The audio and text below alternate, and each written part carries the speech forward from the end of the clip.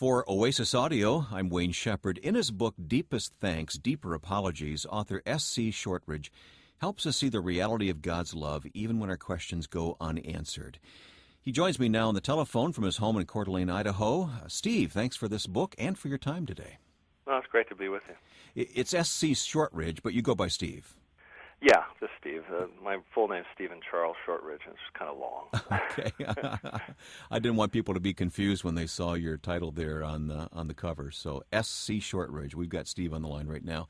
Well, help us to get to know you better. Not only are you a writer, but I understand you're a painter as well. Yeah, I always loved art, and I finally pursued it on a professional level starting about '87. So it's been a while now that I've been doing it. So describe your art to us. It's pretty much traditional Impressionism and the style more of a French Impressionist. So it's recognizable art. It's more traditional in that sense. It's not contemporary, in other words. Mm-hmm. Do you have a website, anywhere we can go see some of this work? Yeah, you can go to shortridgefineart.com and check it out. And, it's, like I said, it's traditional. A lot of people, it's my favorite artists are some of them. People want to know probably Sorolla and from Spain and Sargent, John Singer Sargent here in America. Sure, yeah. But some of my favorites, and Monet, of course. What are the themes then that you like to center your art on? Usually they're anything and everything, depending on where I've been and what inspires me. I'm kind of known for doing interior piano rooms and romantic rooms and bedrooms but I also do landscapes and people, some, but mostly I'm just whatever inspires me is what I end up painting. People are kind of surprised when they see all the subjects, but it's only because I like so many things and find beauty in so many things that's why I paint them. Mm-hmm. I love to talk to artists because it seems like you more easily make a connection between what you do and the spiritual side of your life, your calling, if you will. I'm sure you've thought a lot about that. Well, and I think that's kind of why the book came about in some respects. The way the book is written is kind of an artist's view of God more than a theologian's, for instance. And I think that for me it's been really, it's interesting to me that everything creative, is whether it was writing or art or music, I like music too, but all those things are so related, but they kind of in a very strange way also relate to my faith. And that's kind of what I'm writing about and trying to make people see. Like I say, can you imagine that God's an impressionist? And man has a sense of wanting everything to be very realistic, so everything's in its proper place, kind of. And I find God is constantly messing that up for us. That's an interesting way to put it. Well, it says I think he thwarts us for our own benefit. And then we don't like to accept the mystery of it all because it's pretty frustrating sometimes, but I find a lot of peace in accepting that kind of a mystery that I'm required to have more faith in God because of it, and in a way it grows my faith in him, even through doubt, like what I talk about in the book. It's kind of like, for me to be honest about my doubt is faith, but if I were to lie about my faith, that would be real doubt. That's the way I look at it. Doubt and lament often go hand in hand, don't they? And somehow we get the feeling that, we can't express either to God, but reality is he's big enough to handle both. Oh, yeah. Well, I'm counting on it. So your book, Deepest Thanks, Deeper Apologies, explain the title to me, Steve. Well, the deepest thanks is the gratitude to God and to life that we get to experience here, and how beautiful it is at times. And there is this beauty that's going to be redeemed, and there's parts of it now in a remnant kind of sense, I guess. So there's a deep gratitude, but there's a deeper apology and a deeper regret too that I have to God and to others for not being who I will be one day. Redeemed completely and without sin, and not have the weight of that on in life as I experience it and as I deliver it. So I look forward to that.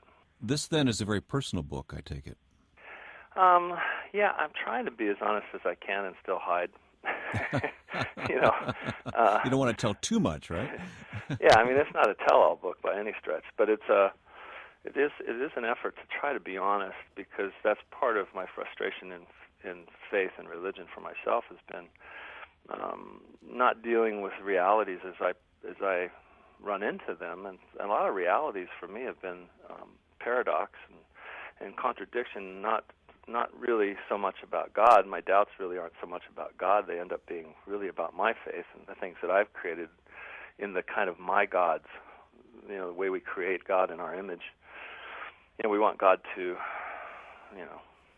approve everything we do, in a sense, so we like that God. But when things don't go our way, then we wonder, is God real? And it's like he's so merciful. The way I put it is it's a merciful futility that he brings to us, I think, and that's kind of how I've experienced it. It's like he's broken me mercifully of my own ideas, even about him.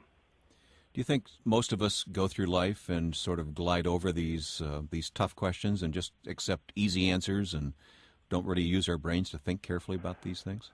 Well, I think we prefer it, and the way I put it another way is that we can believe anything we want until we can't.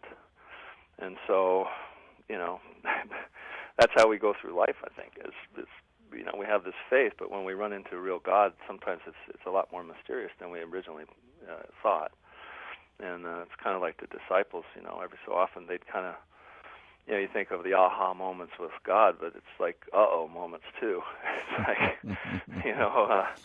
when he quiets the wind and stuff, they go, well, wait, this is somebody else. Who is this man? I thought, it was great that he could heal and everything, but when the wind listens to him, then I'm dealing with something I wasn't counting on. Mm-hmm. And I think that's more where God leads us in time. I think one of the things I put in the book is, do we really become wise, or do we just become tired of being fools? Wow. And I think that the wisest people are wise men who know their foolishness. That's kind of where the book is in a paradox way too. It's just saying everything that you thought this way is actually maybe a little more the other way, or at least you should maybe consider it. Was there a particular event in your life that really propelled you into asking these tougher questions? Well, to be honest, I've always asked them to myself and to God, but it's taken a lifetime to kind of get to the place where I felt like I guess I'm old enough now to not care. And whenever you say anything or you say what you really believe, you just set yourself up for a lot of people to disagree with you because you're being honest. And I think the more honest we are, even with each other in faith, we're going to always run into finding out that we don't really agree about a lot of things, And so with God and with Christ, it's like, well, I try to keep it as simple as I can. Jesus said, love God and love man. I think my hands are full with those two things, so I don't really have to go looking for a lot more. I'm really having a lot of difficulty doing those two. And I think that's kind of where I start, and sometimes that's where I finish, because all the other stuff doesn't really matter if I'm not loving God and loving man. It's interesting you should say you're not into people-pleasing. I have a very good friend who says the same thing. He says, the older I get, the less interested I am in what people think of me. Mm-hmm. Well, and you don't mean that in a, and I don't mean that, I don't know what he meant, but I don't mean it in an argumentative way. No, not at all. That I'm sin in your life and my life has kind of kept you at a place where you didn't speak sometimes, or in your confusion you were afraid to. Now I'm trusting God in a way that I never trusted him before. And it's that kind of trust that the writing has come from. I think that's a big part of it. Do you go through cycles or seasons of doubt, or are these just sort of mysteries and unanswered questions that accumulate along the way and never get answered? I think God's given us a lot of faith. I think what we really lack sometimes is belief. And that sounds like a wordplay, but I don't think it is. I think God gave us everything we needed. I think what happens in life is our circumstances and some of the consequences we create put us in a position that we're going to have to trust God more and have more faith. It drives you either deeper into faith or sometimes it repels people, I think. Somebody asked, well, who did you write the book for? And I said, well, it's kind of I'm working out my own salvation with some fear and trembling. But I ran into a friend that was an acquaintance, and I told him I was writing a book. And And the subtitle, being Reconciling Deeply Held Faith with Honest Doubt. And he said, he says, when I ran into that doubt, I went the other direction. Mm-hmm. And see, doubt has pushed me into God more than away. And his faithfulness is what's made that true. So that when I think of a book, my book, for instance, talking even openly about these things, it's a refreshing thing that I hear from people who have faith and those that don't. Right. They kind of like, well, yeah, I struggle with that, but I wouldn't tell anybody. Yeah. Your friend who went the other way with his doubt, you wonder if that wasn't propelled by our lack of honesty in the church and in communities of believers to say, well, it's okay, you can ask these questions, and it's okay to explore these mysteries, and you don't have to, follow your thinking all the way to doubt and losing your faith. No, I think, when I think of writing, when I've written some things before, a lot of it was to actually share with people my faith without preaching at them, and they wouldn't go to church, so, I kind of wrote thinking about that too, and I'm real excited because he's anxious to read my book. For instance, this friend of mine that seemed to have had faith and decided there was too much doubt for him. So I think being honest is really important. There's a neat quote I found at the end of after writing all this that I could have too late, huh? No, hopefully we're going to fit it in here. But it's George MacDonald, who was C.S. Lewis's. C.S. Lewis kind of just admired him greatly. Great writer, yeah, great thinker. But he wrote this. He said, "Doubts are the messengers of the living one to the honest." So doubts are the messengers of God to the honest. They are the first knock at our door of things that are not yet, but have to be understood. Doubt must precede every deeper assurance, for uncertainties are what we first see when we look into a region hitherto unknown, unexplored, unannexed. And that's the life of faith. I'm constantly being brought to a new frontier that's a mystery to me most of the time. And it's going to require faith on my part to continue to trust God and to follow him in a way that is beyond my understanding. And I think that's what faith is for us, and the hope is unseen. It's, we keep trying to deny that somehow in a lot of the way we do our faith as Christians sometimes, and that's kind of what the book's about. I don't think it's very honest, and it isn't honest to the people that watch from outside. Mm-hmm. When you reach one of those new frontiers, do you say, oh no, here I go again, or oh good, I get to discover more about God? Well, to be honest, there's kind of a comfort for me now to kind of expect it. I guess that's part of the nice part about age is you reach a point where you're not so worried about it anymore. It's kind of like, well, here we go again. It's like, well, now what am I going to learn? And instead of rejecting it or trying to deny it or anything else, I kind of look at it. I look for God in these things now in a way that I didn't. I always did more than most people probably, I put it that way, but now it's getting to a point where I kind of expect mystery, more mystery than less. Mm-hmm. Steve, did you ever feel like an outsider in the church because you were asking the deeper, the tougher questions, and perhaps even expressed some doubts from time to time? Yeah, I think quite often. In fact, a lot of times, like I said, I'm not. It isn't that I'm argumentative. It's just that I'm not as afraid to admit these things, I guess, now, because I find God has been faithful. But that's always been a struggle for me with kind of organized religion, in a sense that so often people don't speak honestly about where they are or how they feel or their own fears or even their own hopes. And so I always struggled with that because I looked around and I just thought, well, you tell me you're blessed, but it just doesn't look like it. Or, you know what I mean? I just was like, things are hard. They're hard. They really are hard. They're not, I'm sick. I'm not well. I don't know. I find a conflict with all those kinds of things. It isn't that I don't believe God does everything that we all believe. Like I said, even predestination for me, it's like, okay, I believe what God said, but don't ask me to explain it because predestination for me is having to make choices, not that I've already made them. There's going to be, the only thing that's predestined here is the certainty that I'm going to have to make decisions for God or not, or whether I'm going to choose myself over God. And that's kind of, that simplicity is kind of undergirding all the mysterious parts I talk about. It's not that mysterious. I'm choosing God or choosing myself. Sounds like this book and this audiobook edition, too, would be a great thing to pass along to a friend. Make it a point of conversation. And when you get to that gut-level honesty about things and faith and questions you have, you can say, well, here's something that's helped me. I'm sure God will use it that way, aren't you? Well, I'm hoping so. I know that, in its rough state, I had some friends that went through it in a Bible study. And they were just really, they hope that it becomes a kind of a Bible study format even, because what happened for them was they said we just started talking and we hardly got in.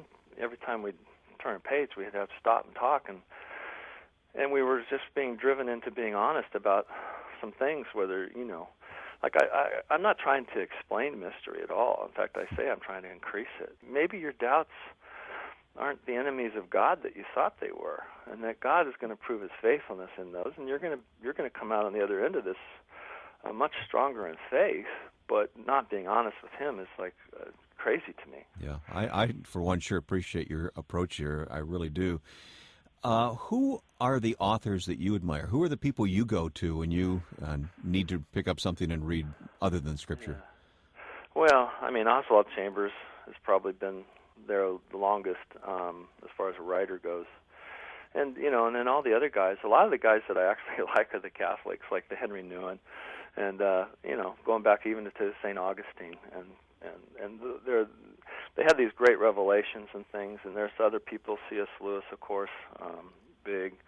One that's not so well known, but I find him to be just hysterical, is G.K. Chesterton. Oh, yes. Yeah, he's very hard to read sometimes, but boy, it's rich, isn't it?